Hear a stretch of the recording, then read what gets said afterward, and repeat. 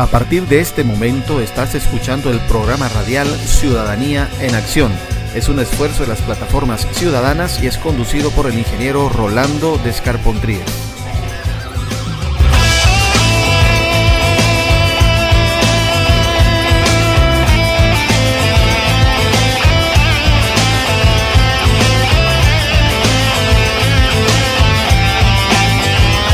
Este programa va dirigido al público en general y tiene la intención de formar ciudadanos cívicos que luchen por la democracia y reinventen la política boliviana.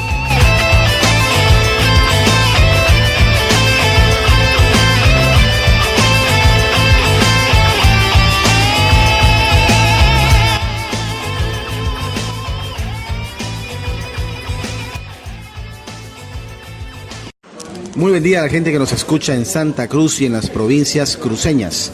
Damos inicio a una nueva edición del programa radial Ciudadanía en Acción, como siempre el punto de vista de las plataformas ciudadanas para compartir información y análisis político. Estamos hoy día con una grata compañía, un compañero de la lucha, Ariel Hurtado de la plataforma Todos Podemos Ser Presidente. Querido Ariel, bienvenido al programa.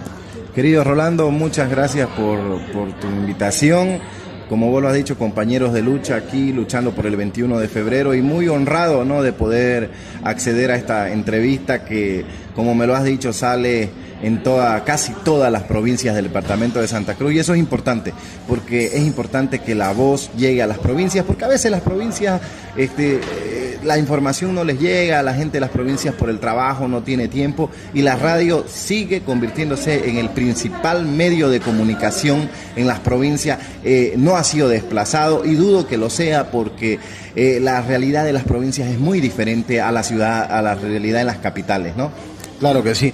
Antes de iniciar el tema en sí, querido Ariel, quería que nos contés un poquito de la historia de la plataforma Todos Podemos Ser Presidente. Entiendo que es una de las más antiguas, si no la más antigua. Bueno, la plataforma Todos Podemos Ser Presidente se crea en mayo del año 2015, un poquito tiempo después de acabar las elecciones subnacionales.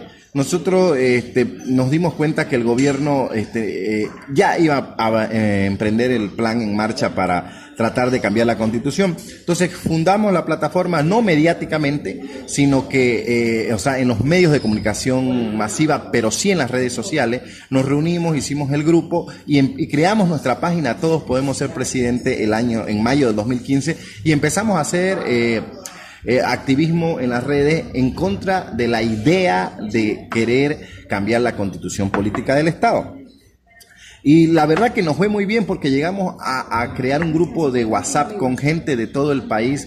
Ya para septiembre ya teníamos un grupo de WhatsApp con más de 100 personas, solo por el trabajo en redes sociales, que fuimos concientizando a la gente de que el MAS ya iba en este camino. De hecho, nos adelantamos a los partidos políticos, a todos, porque estábamos muy preocupados porque analizamos el contexto internacional. Eso lo hizo Chávez, eso lo hizo el señor Ortega, y sabíamos que era lo que se venía, y nos dimos cuenta de que el modificar la Constitución para 2 personas no era algo bueno.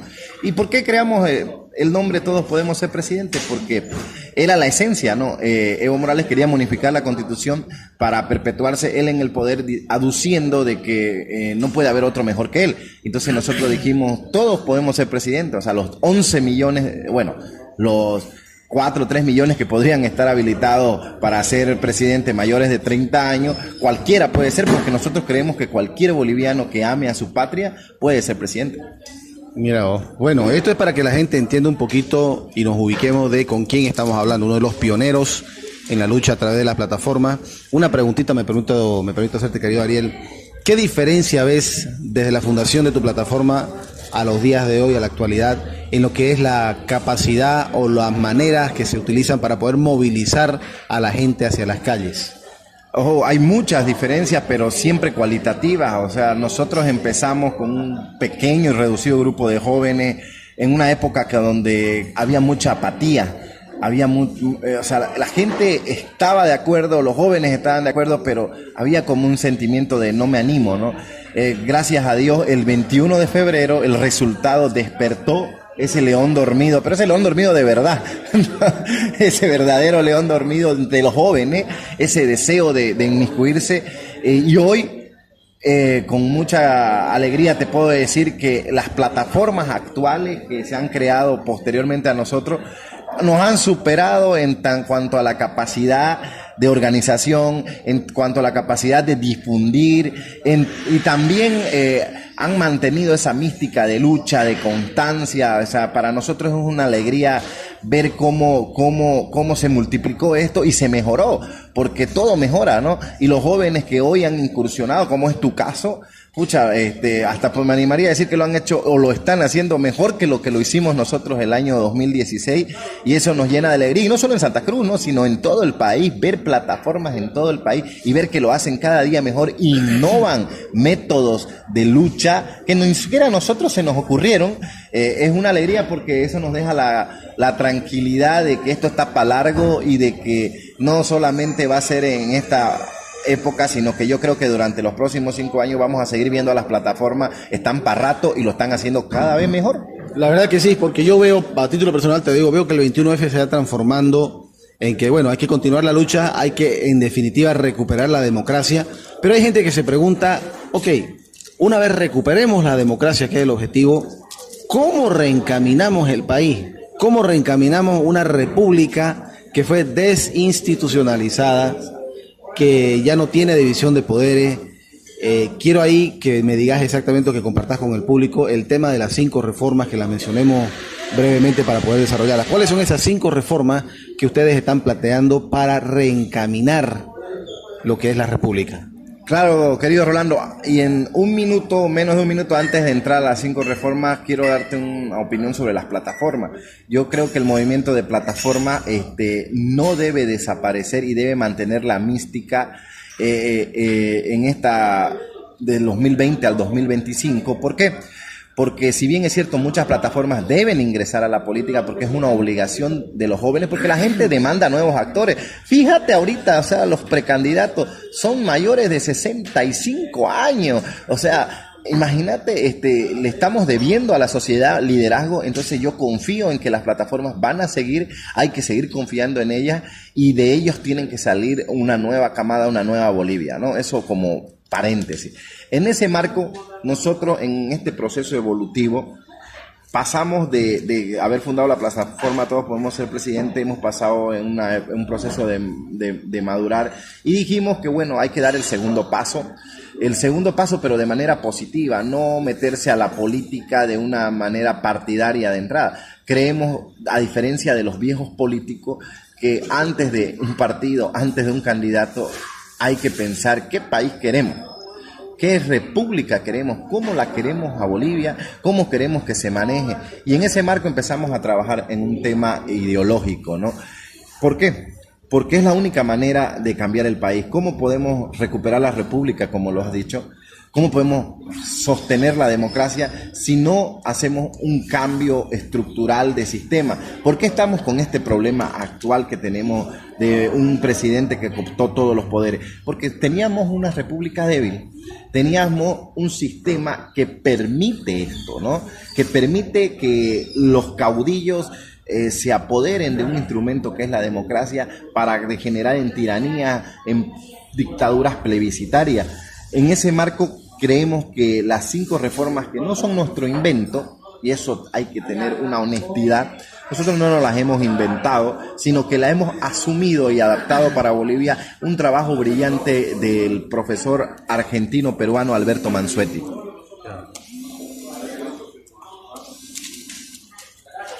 Tengo que desconectarme de La llamada. de todo. No, ya después yo lo edito. No, está bien para hacer pausa. Bien, perfecto. Es bueno sí siempre decir de dónde viene la información que estamos proponiendo. Entonces, enumeremos cuáles son estas 5 reformas, querido Ariel, que se proponen para recuperar, reencaminar la República. En 30 segundos te voy a decir las razones de las 5 reformas. Para el ciudadano que me está escuchando, Bolivia, aunque no lo percibamos, tiene un mismo sistema político, económico, imperante desde el año 1938. No ha cambiado hasta ahorita. O sea, a ustedes les han dicho que, bueno, el nacionalismo revolucionario de los 50, que el nacionalismo de las dictaduras, que la época de los neoliberales de los 80 y hoy el proceso de cambio del MAS son diferentes. Tienen sus diferencias, pero en sí, durante 80 años, porque hoy estamos en el año 2018, todas estas corrientes ideológicas no han salido del esquema, del sistema político, económico y social que tenemos en Bolivia, que lo podemos resumir en 3 palabras. Es un sistema eminentemente estatista, es un sistema donde tiene mayor prioridad y mayor prevalecencia lo colectivo que lo individual. Y tercero, donde la propiedad privada, y aunque usted no lo crea, no está 100% garantizada. La propiedad privada como motor del desarrollo en Bolivia tiene condicionamientos y está en la Constitución. Y la gente que me está escuchando del campo lo entiende mejor que la gente de la ciudad, porque la propiedad privada en el campo es mucho más condicionada a la función económica social, es mucho más condicionada que en la ciudad. O sea, en el campo existen mayores condicionamientos y se han visto en la década de los 50 con el MNR, con las expropiaciones. Cochabamba fue cuadriculada en aquella época sobre pretexto de los terratenientes, y luego con el proceso de cambio del MAS ha sido peor. Hoy la gente del campo tiene la espada de Damocles encima. Entonces este sistema que también desinstitucionalizó el concepto de república, porque ¿por qué Evo Morales ha logrado conseguir lo que consiguió? Porque no logramos construir una república de verdad. Vean el Brasil. El Brasil, a pesar de que también es parte de este sistema imperante, porque esto es en toda Latinoamérica, logró sí construir una república más o menos bien, que le permitió que el socialismo del siglo XXI, con el que entra Lula, no pueda hacer y deshacer como lo hizo en países donde la república era débil, como Venezuela, como Ecuador, como Nicaragua, como Bolivia. Son países donde la república no era débil, porque hay que tener en cuenta algo, y el ciudadano tiene que entender: no es lo mismo democracia que república. Y la democracia sola por sí es buena, pero también puede ser un instrumento para un tirano. Y eso lo vamos a explicar con las 5 reformas. El freno a la democracia, a la perversión de la democracia, que es la demagogia, es la república. Y el freno y la democracia es la manera como civilizadamente podemos elegir a los gobernantes. Entonces, las 5 reformas apuntan a cambiar ese sistema en líneas generales. ¿Cómo? Son 5 reformas, de las cuales 2 son la primera es una reforma política, la segunda es una reforma económica, y las otras 3 reformas son reformas sociales, que van a los puntos neurálgicos para que un país pueda desarrollarse: el sistema educativo, reforma al sistema de salud y reforma al sistema de pensiones, con el cual los ciudadanos tenemos que tener la certidumbre de pasar, si llegamos a mayores, mejores días, no como hoy sucede. Entonces, en líneas generales son 5 reformas, una que apunta al sistema político, que esa la podemos desglosar, o la desglosaremos luego de tu pregunta. La segunda, el sistema económico, sistema educativo, sistema de salud y sistema de pensión. Claro, son puntos realmente neurálgicos. Y el primero, el que mencionás, el político, es muy álgido porque es la coyuntura actual, ¿no? El desastre político en que nos encontramos. ¿En qué consiste entonces esta reforma política? Ya, la reforma al sistema político es una de las bases fundamentales de las 5 reformas. ¿Por qué? Porque vos hablabas de la república, y ahí entra la reforma al sistema político. En líneas generales, la reforma al sistema político significa construir república. ¿Cómo construir república? Necesitas primero volver al Estado de Derecho, y para volver al Estado de Derecho necesitas tener una justicia independiente. Entonces, implica una reforma estructural al sistema de justicia. Luego, significa devolverle al Estado las funciones básicas. Lastimosamente, el Estado hoy no cumple las funciones para las cuales fue concebido. El Estado básicamente está para darnos justicia y seguridad y grandes obras de infraestructura. Entonces queremos volver a las bases del Estado, que es volverle a dar esa responsabilidad. Hoy actualmente el Estado invierte en salud y en seguridad ni el 5% del presupuesto. O sea, en justicia, perdón, en justicia y seguridad, en justicia el presupuesto no llega ni al 2%, cuando la principal función del Estado es garantizar la justicia. Cuando hay justicia en un país, deviene la seguridad, deviene el orden. Es las funciones básicas del Estado. Entonces tenemos que reformar el sistema de justicia, la Policía Nacional, y lo voy a decir, no tengo miedo ni vergüenza, la Policía Nacional es un desastre, como lo es en toda Latinoamérica, y necesita una reforma profunda.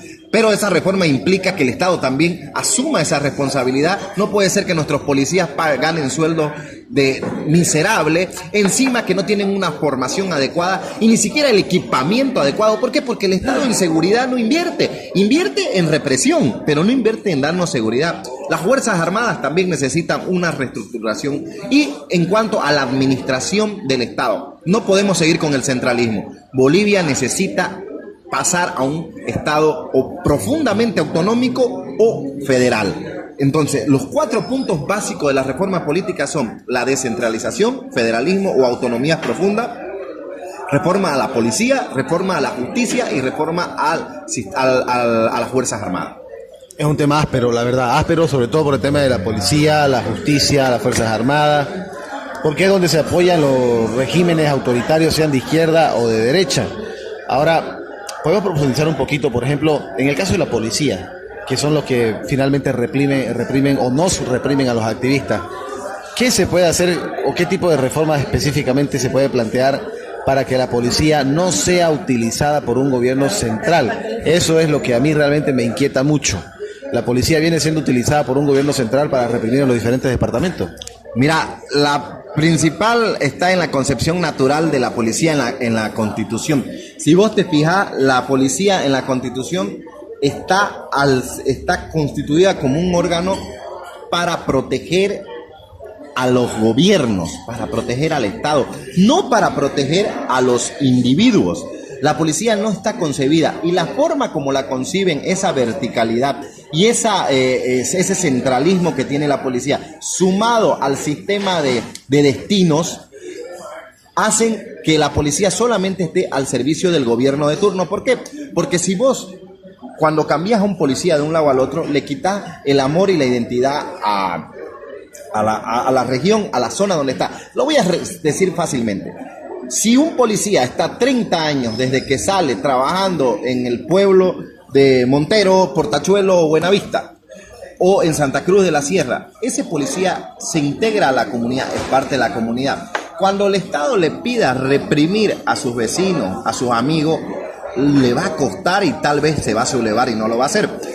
Hoy, con el sistema de destino, el Estado garantiza de que aquí tenemos policías del occidente o en el mismo occidente, policías que no son de la zona y que pueden reprimir tranquilamente porque no son caras conocidas, como diría Evo Morales, a los que van a reprimir, no son sus amigos, no son sus vecinos. Las policías en los países donde de verdad hay una institucionalidad en la policía, para empezar, las policías, hay 2 tipos de policía. La policía que se encarga de investigar los delitos de orden nacional, la policía comunitaria que se encarga de proteger a la ciudadanía de los robos, atracos, de darle seguridad ciudadana, ¿ya? Y la policía que se encarga de la seguridad del gobierno. Están bien divididas en los países federales usualmente y que tienen una república sólida, o no federales. En España, por ejemplo, está la Guardia Civil, tienen las policías locales. Entonces, la reforma a la policía vendría en primer lugar de descentralizar la policía. La policía tiene que dividirse en 3 áreas grandes. Una, las policías locales, que tienen que ser autónomas y depender del poder político local, porque esas son destinadas, los alcaldes son aquellos que saben las necesidades del pueblo. La policía nacional, que se va a encargar de la investigación de los delitos como narcotráfico, delitos que se pueden cometer en todo el territorio nacional. Y la policía de seguridad interna, que sería la encargada de garantizar que no hayan desórdenes, por decir, sublevaciones, etc. Cuando vos dividís esto, empezás a dar certidumbre para garantizar la seguridad. Y el segundo punto, tenés que garantizarle a la policía que va a ser una institución seria, bien dotada y bien pagada. Por ende, el Estado debe invertir la mayor cantidad de recursos en pagar muy buenos sueldos a los policías, en hacer una reestructuración para volver a reeducar, si el término vale, a nuestros policías, traer gente del extranjero, de las mejores policías del mundo, para preparar a nuestros policías en cuanto al trato, al trato humano con las personas, psicología, etcétera. Una preparación que no la tiene actualmente la policía en ética, valores, etcétera. Tenés que invertir mucho dinero en eso, en dotarles también condiciones a nuestros policías, que nuestros policías no puede ser porque se estén comprando ellos las pistolas. ¿Dónde se ha visto eso? Ellos no tienen ni para la gasolina, por eso van y nos melean, porque necesitan hacer plata para la gasolina. Claro que sí, yo te voy un poquito más allá. La verdad que sería interesante de que en vez del servicio militar obligatorio hubiera un servicio policial, no obligatorio, pero que a la gente que va a hacer, las promociones que van a hacer su servicio militar, se le dé a escoger entre servir ese año en la policía o en el ejército. Sería re interesante eso. Vamos por muy buena. No lo había pensado, pero me parece muy interesante eso. Me parece interesante también. Vamos por un poco más de la mitad del tiempo del programa. Vamos entonces con lo que serían las reformas económicas. ¿Qué se plantea? Bueno, aquí es una reforma que es fundamental y lo pone todo de cabeza. Actualmente en el país tenemos un sistema que es en tema de propiedad privada. Como te dije, la propiedad privada no es absoluta, no está garantizada 100%, tiene condicionamientos, y ese condicionamiento, ¿quién lo define, señores que me están escuchando, jóvenes? Lo define el gobernante de turno a lo que le cante la conciencia. La propiedad privada es la base fundamental y la familia para construir riqueza. Solamente asegurando eso podemos garantizar el ejercicio de las libertades ciudadanas. Hoy en Bolivia es condicionada. Entonces el primer punto en la reforma económica es reformar la Constitución para garantizar la propiedad privada. Desaparece la condición económica y social, porque la propiedad privada en sí ya cumple una función económica social, porque nadie tiene la propiedad privada para no hacer nada. La propiedad es un medio para producir riqueza, y lo que necesitamos es producir riqueza. También, ¿por qué? ¿Por qué no tenemos, inversión extranjera en grandes cantidades? La inversión extranjera en Bolivia es baja. ¿Por qué? Porque no tenemos seguridad jurídica y no tenemos propiedad privada garantizada. El primer punto, asegurar la propiedad privada. Segundo punto de nuestra reforma, acabar con el sistema estatista. O sea, necesitamos que la economía se mueva por sí sola y que el Estado, ese dirigismo que tiene de nuestra economía, desaparezca. Por eso tenemos que volverle a dejar a los entes naturales, que es el mercado libre, el desarrollo de la economía. En ese marco proponemos que el país se abra al mundo, que se firmen tratados de libre comercio con con los países que consideremos necesarios. No somos partícipes somos muy reacios a los tratados multilaterales, salvo que sean como algunos tratados de 5 o 6 países sobre un tema específico. Pero los tratados multilaterales usualmente no han sido muy productivos. Lo más positivo son los tratados de libre comercio de país a país, donde abrís tus fronteras para tener un beneficio mutuo, ¿me entendés? Pero también implica bajar los aranceles en general para cualquier país del mundo de productos que nosotros no producimos. Por ejemplo, es absurdo, y aquí lo voy a dar el mejor ejemplo, es absurdo que paguemos 40% de impuestos por autos, por la importación de autos. ¿Sabe por qué usted no se puede comprar un auto y tiene que comprarse un cacharrito? Porque los impuestos a los autos son altísimos. Yo estuve en Canadá año y medio. ¿Sabes cuánto vale un auto que aquí vale $10,000? Allá vale 2,000. ¿Por qué? Porque no tiene esos impuestos. Bolivia es el único país del mundo donde un auto viejo se valora en vez de depreciarse. Es el único país del mundo. Entonces nuestro sistema impositivo es otra cosa. Hacer una reforma total para acabar con los impuestos que nos ahogan. Bolivia, entre impuestos directos e indirectos, el ciudadano paga informes del Foro Económico Mundial, el 80% de carga impositiva. Entonces queremos crear un impuesto único, universal y uniforme para meter al 68% de la economía informal al sistema y para garantizar inversiones extranjeras con un país que te cobre bajo impuesto, que te quite las regulaciones excesivas, donde tengas libre mercado, libre comercio y la gente pueda empezar a desarrollarse sin tener el peso de ese yugo que es el Estado, que te ahoga con impuestos, que te ahoga con regulaciones y que te pone cupos, que te pone... Aquí es el único país donde te restringen todo. Hoy con el doble aguinaldo lo estamos viendo. El Estado viene y les dice, hemos crecido esto cuando tenemos pequeñas empresas de 5 o 6 empleados que apenas subsisten con este sistema y encima vienen y le imponen eso. O sea, yo sé que la mayoría de los ciudadanos están felices con el doble aguinaldo, pero ¿cuánto les va a durar esa felicidad cuando después les viene una recesión, cierran empresas? Imagínense, para una empresa chiquitita de 3 personas, le significa tal vez la ganancia de 3, 4 meses y le va a significar después generar despido. Yo te tengo una pregunta, querido Ariel. En el tema de la reforma económica, me parece que en los años 90 estábamos encaminándonos a ese tipo de reforma. Si coincidís con eso, ¿qué pasó? ¿Por qué no se dio? Porque en los años 90, y eso lo tenemos que dejar muy claro, el neoliberalismo, nosotros le llamamos neoestatismo. El neoliberalismo es igual de perjudicial que el socialismo, que el estatismo actual. ¿Por qué? Porque el neoliberalismo te abrió, o sea, para empezar no nos abrimos, con la ley 843 se crearon más impuestos, diferente a lo que nosotros queremos. Para empezar, se crearon más impuestos. ¿Qué es lo que se hizo? Se hizo pequeños ajustes. Lo único bueno que se hizo en los 80 fue el 21060, que gracias a ese decreto hemos logrado 30 años de acumulación. Lo único bueno, pero no es lo que nosotros proponemos. ¿Por qué? Porque el neoliberalismo también te limita los mercados y te genera un capitalismo de amigotes, donde el Estado favorece a pequeños grupos de élites herméticas y de poder para tener negocios. En cambio, nosotros planteamos lo contrario, planteamos la libertad económica, el libre mercado, donde las licitaciones, donde no existan esos monopolios creados por las leyes. Es totalmente diferente al neoliberalismo de los 90. Bien, che, bien. La verdad que esperamos que esto sea un éxito. Estamos recién por 2 de las 5 reformas. Se nos está acabando el tiempo y quisiera comprometerlo, Ariel, para un siguiente programa donde podamos tocar el resto de las reformas, porque realmente es de interés nacional después del desastre que nos está dejando el gobierno actual, ¿no? Entonces, ¿te comprometemos? Claro, estoy comprometido. Tenemos un desastre. O sea, este gobierno ha sido el cherry de la torta. Llevamos 80 años de un sistema que no sirve y vino el MAS.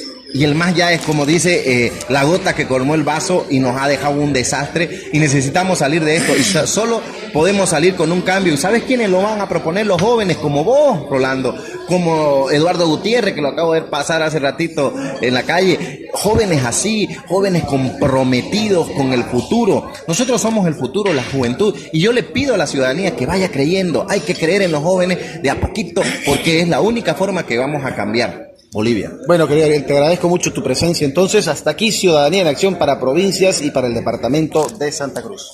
Muchas gracias, un saludo a todas las provincias cruceñas y estamos comprometidos para una nueva entrevista. Muchas gracias.